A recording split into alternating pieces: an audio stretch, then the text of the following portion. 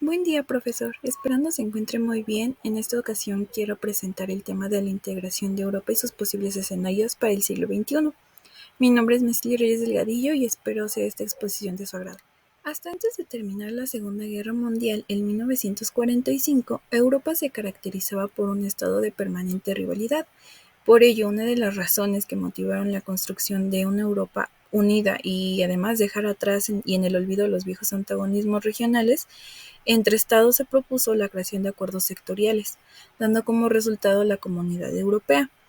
haciendo posible el surgimiento de las primeras bases de la integración económica europea,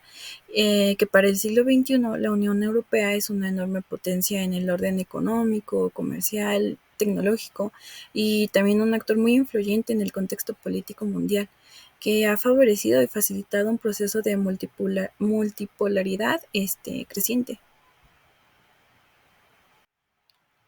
Ahora bien, entre esos objetivos de la integración europea están construir un marco de entendimiento adecuado entre algunos países para favorecer la paz y la prosperidad de todos los pueblos del viejo continente, ya que se pensó que creando riqueza se daba la prosperidad y a su vez limitaba las tentativas de nuevos conflictos. Es entonces que la armonía y paz que eh, demuestran que la cooperación económica entre los países puede conducir a la terminación de los conflictos. También se buscó integración para favorecer los lazos comerciales y financieros y para hacer posible una dinámica comercial más profunda que revitalizara el flujo de bienes y servicios, incluyendo los factores de producción como el capital y el trabajo. De esta manera, la integración europea se concibió como una voluntad política de los estados implicados para remover a mediano y largo plazo las limitaciones y obstáculos que iban en contra de una mayor circulación de bienes y servicios, como las barreras al comercio. Más tarde, la integración de los diversos mercados favoreció la especialización de los países con base en sus ventajas comparativas, de modo que surgieron nuevas oportunidades para generar mayores ingresos y empleo y un nivel de crecimiento económico más dinámico en favor de la mejora del bienestar ciudadano, y también la generación de una estructura ideológica y política que facilitó un mayor nivel de cohesión entre los pueblos y sus dirigentes para la consolidación de una Europa fuerte en el ámbito económico, social y político, capaz de decidir o liderar acontecimientos mundiales en el terreno de las relaciones internacionales, significando mayor avance en el proceso de construcción política de la Unión Europea. A partir de la posguerra, una vez avanzado el proceso de integración, se da lugar al sistema monetario europeo en 1979. El sistema monetario europeo constituye un sistema de tipos de cambios fijos que se podían ajustar si las economías comunitarias enfrentaban problemas como el desempleo o la falta de competitividad de sus exportaciones con relación a otros miembros, lo que permitió revaluar a su moneda a los países con creciente inestabilidad macroeconómica, a fin de que pudieran corregir los problemas asociados con la balanza de pagos y promover sus exportaciones para poder consolidar producción agregada, empleo y crecimiento económico. La Unión Europea requirió plantear estabilidad macroeconómica entre los países miembros en cuanto antes. Para tal efecto, la creación de una moneda común facilitaría todo proceso que implique un intercambio más fluido de bienes y servicios y al mismo tiempo contribuyera al surgimiento de un sector financiero más fuerte. A su vez, esto evita obstaculizar el comercio, incurrir en costos de transacción con tipos de cambios diferentes entre los numerarios y pago de comisiones a los intermediarios financieros y también sobrecostos a la actividad productiva y comercial de cada uno de los países. Logrando el sistema monetario europeo, se promovió la creación de una unión monetaria dentro de la Unión Europea, que se fundamentó en el establecimiento de una sola moneda para el sistema de pagos de todo el espacio geográfico integrado. A favor de ello, se argumentó que la existencia de una unión monetaria dentro del territorio potenciaba mayor cohesión entre los países, logrando con ello objetivos económicos, comerciales, financieros y tecnológicos de mayor alcance.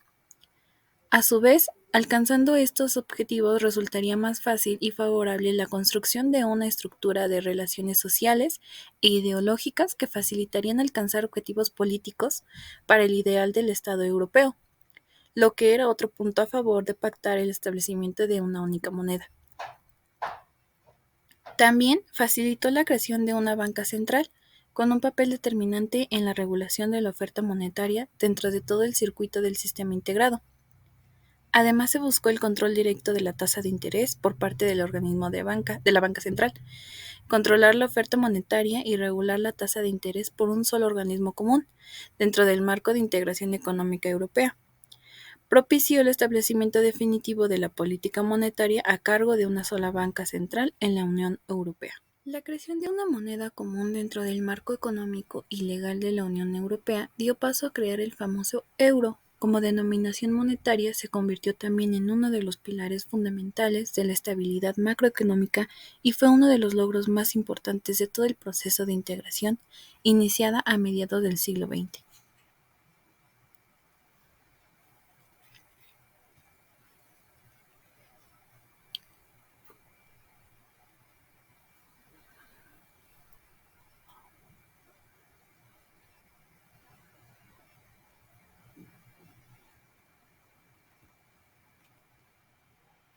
En este sentido, se puede decir que la Unión Europea es una asociación de naciones, cada una de ellas con su propia historia y con diferentes procesos de construcción económica, social y política. Una federación de estados-naciones con diferentes idiomas y culturas, de la que su unión se emana de los intereses comunes y que, sin embargo, fortalecen la alianza entre ellos. La Unión Europea en el siglo XXI, tras su unificación en la posguerra y dejando atrás las contiendas y luchas dentro de la región,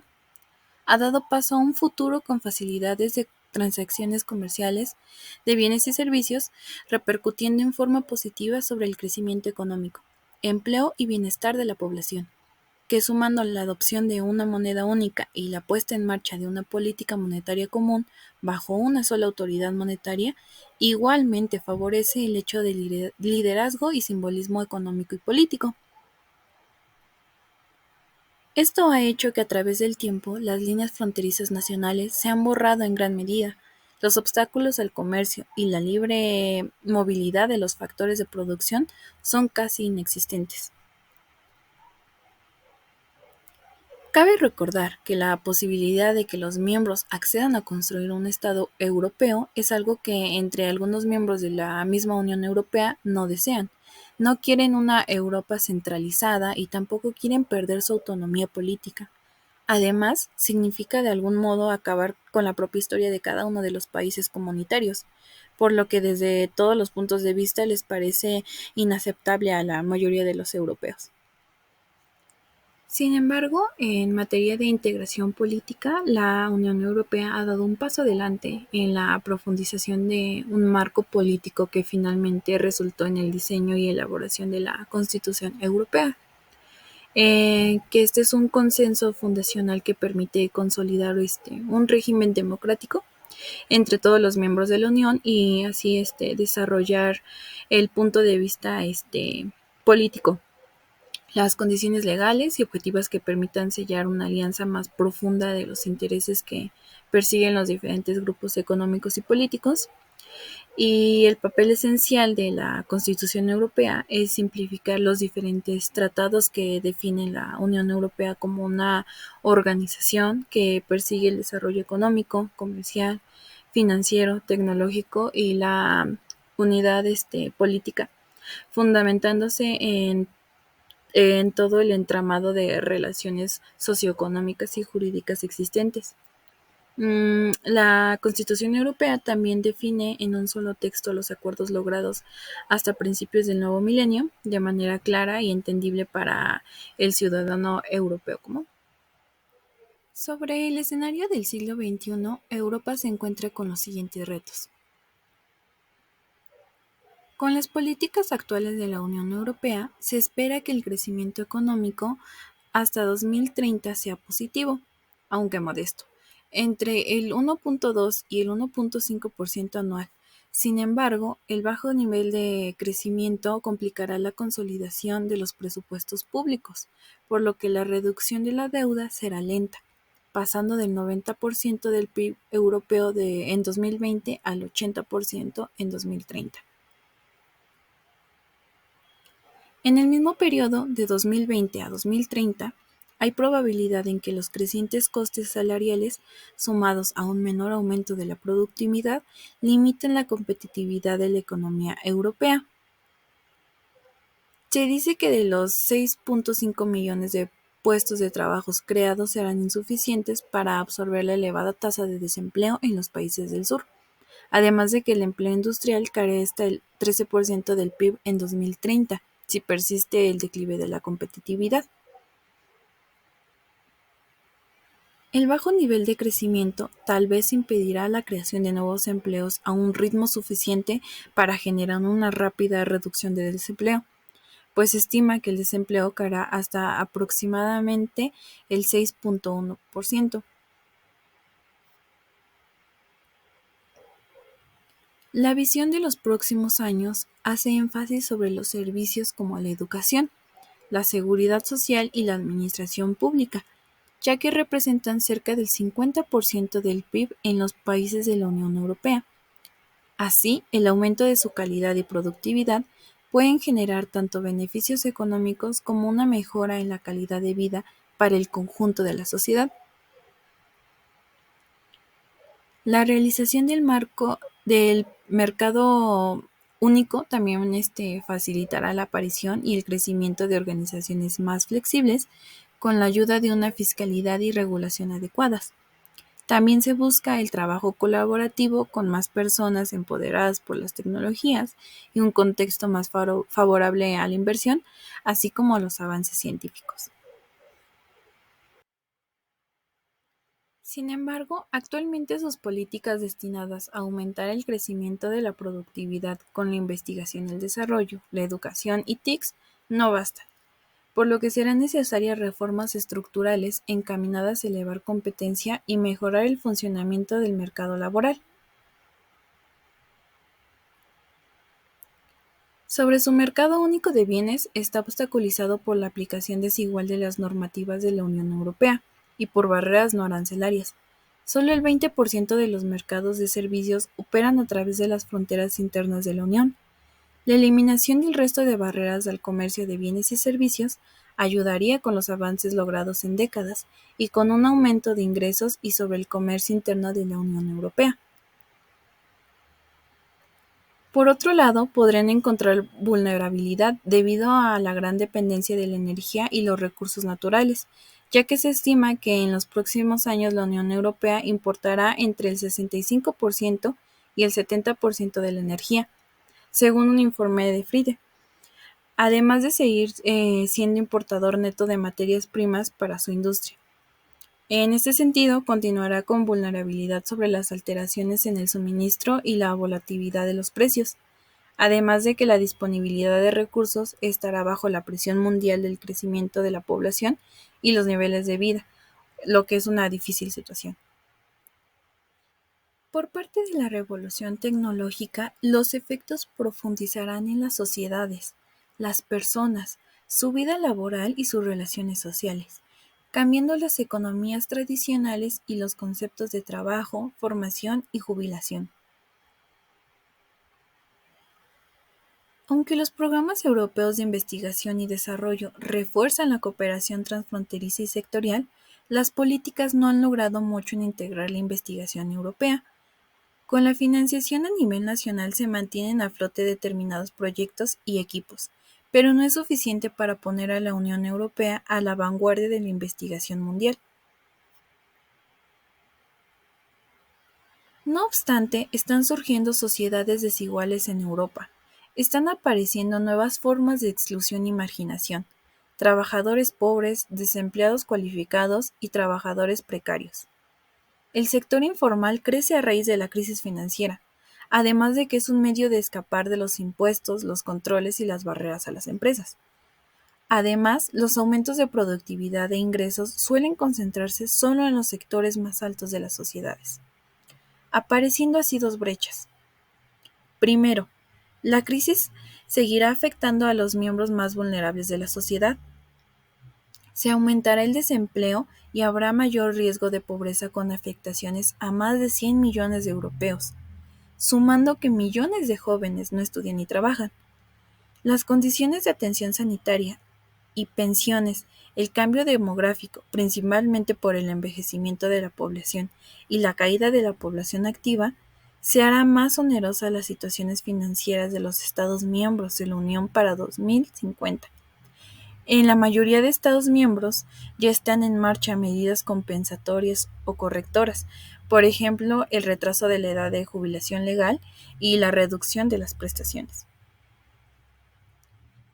Sobre la democracia, como todo lugar que tiene esta forma de gobierno, se tiene que la confianza en los gobiernos ha disminuido. Aunque los ciudadanos siguen esperando que se cumplan con las demandas de transparencia y equidad, lo que supone un reto para los políticos y las instituciones. Por suerte, la Unión Europea puede continuar liderando en la nueva era democrática con su diversidad y transparencia y experiencia política adquirida a lo largo del tiempo. En cuanto a la adhesión de integración, la generación europea más joven da por hecho que la paz duradera de Europa ya se ha logrado, dejando de lado una mayor profundización en el objetivo del proyecto europeo, sumando que más personas están incómodas con los avances hacia una mayor integración. En materia geopolítica, se puede decir que la Unión Europea es una fuente de prosperidad económica y un modelo de integración basada en normas, donde su éxito económico depende del dinamismo de su mercado único. Sin en cambio, se puede decir que el perímetro de Europa no está firmemente establecido, porque no se tiene claramente un consenso sobre dónde debería detenerse la ampliación, y tampoco se puede descartar totalmente la posibilidad de que algún Estado miembro abandone la Unión Europea, dejando en manos del tiempo y de la evolución de cada país los parámetros de ampliación y de integración. Con respecto a la seguridad, hay mayores tensiones políticas en Asia, Oriente Medio y Europa, que en resumen se puede desembocar la creación de otras tensiones y confrontaciones entre bloques y también conflictos regionales más pequeños, que de igual manera afectan aún más a la estabilidad política, económica y financiera mundial. Un punto interesante de mencionar es la salida del Reino Unido de Gran Bretaña de la Unión Europea, conocida por su acrónimo como Brexit, pues fue la primera vez que un Estado miembro abandona la Unión Europea. Esto sería perjudicial en términos económicos y sociopolíticos, primeramente pensando en que los intercambios comerciales entre el Reino Unido y la Unión Europea reducirían, y que las políticas de seguridad, defensa, migratoria y social se resentirían.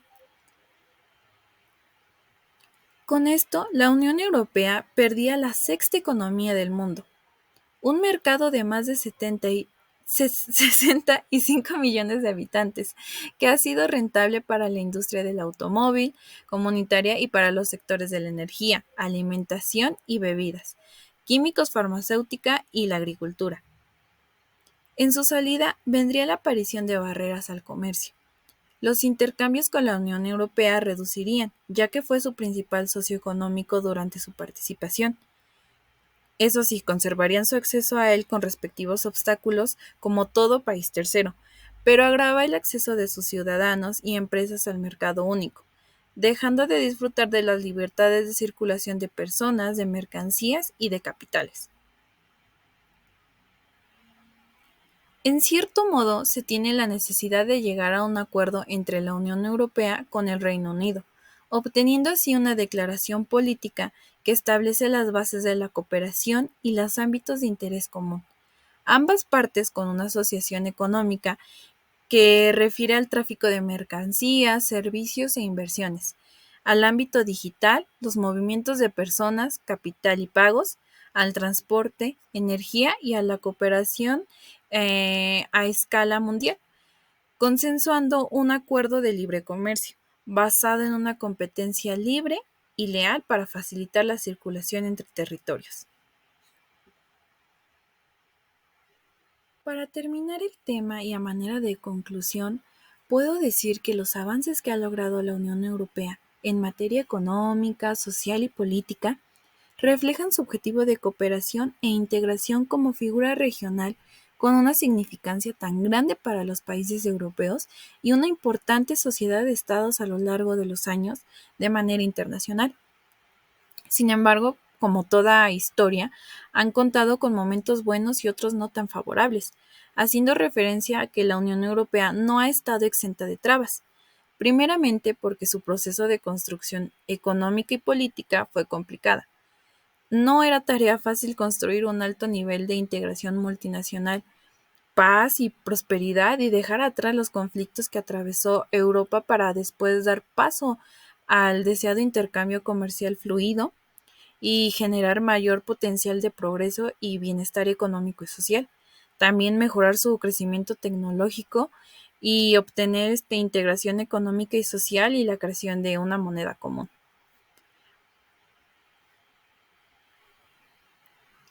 Por suerte y en beneficio de los miembros de procesos de integración económica, logró consolidarse, y así a su vez dio continuidad a oportunidades de crecimiento, avances e innovaciones de las que hoy gozan los Estados miembros. La Unión Europea del siglo XXI se convirtió en un espacio geopolíticamente integrado, con un grado importante de consistencia económica, social y política, mejorado a través del tiempo a comparación a lo que era en sus primeros años después de las tensiones y conflictos de la Segunda Guerra Mundial. Aun considerando que en su proceso de integración sufrió un hecho demasiado significativo, principalmente en materia económica y política, el Brexit, un hecho que marcó y continúa siendo relevante en nuestros tiempos, principalmente por el manejo de sus monedas y por cómo se ha dicho, hay retos de los que sigue haciendo frente la Unión Europea tras la salida de Gran Bretaña. Y esta última, por su parte, hace frente a la renuncia de beneficios que le eran concedidos cuando era parte de esa unión. Sin embargo, ahora responde a obstáculos comerciales establecidos por parte de la Unión Europea, así como de los derechos y obligaciones que acordaron ambas partes. Sin más, me despido y agradezco su atención. Espero haya sido un tema de su agrado y nos vemos. Gracias.